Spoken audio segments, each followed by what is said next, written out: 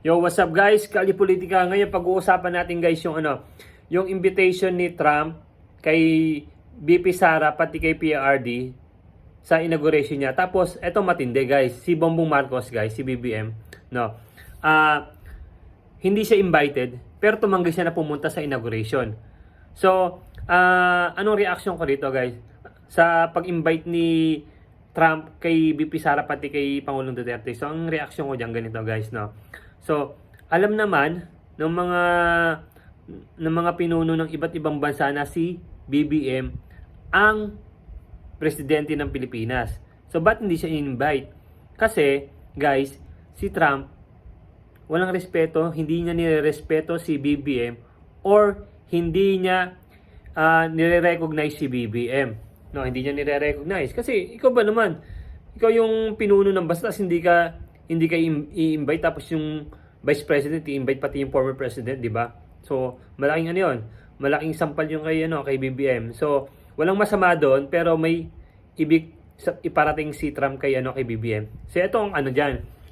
Ito ang hindi kagandahan diyan. Si BBM guys, no. Pilit na ini-escalate ang guys, ang sitwasyon sa West Philippine Sea. So, gusto niyang palakasin ang claim sa West Philippine Sea. Although okay naman sa atin 'yon, no. Pero hindi siya nakipag-negotiate sa China no. Kung gusto niyang madami sa sa digmaan Lalo pag sinakop ng China ang Taiwan, matik yan guys. Ang Pilipinas talagang apektado. Kaso ang problema rito guys, ganito.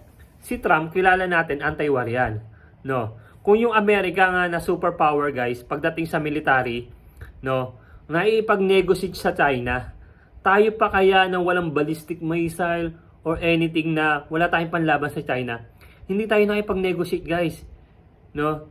Pwede naman tayong maipag-negotiate guys, no. So yung mga isla nandiyan na yan, wala tayong magagawa. Sa panahon ni Pinoy, nandiyan na yung mga isla na yan. Kasi sa panahon ni Pinoy, alam ng mga Amerikano yan na may tinatayong isla dyan. Ba't wala silang ginawa? No. Si PRD kasi, iba ang foreign policy niya. Ang ginawa niya diyan, no. Ang foreign policy niya kasi, friend to all, enemy to none.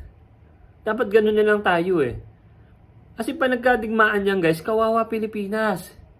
Hindi na tayo makakabangon diyan after ng World War II. Tapos may digmaan pa. Kawawa tayo, wala tayong line of defense diyan. Mas magandang maipag-negotiate tayo.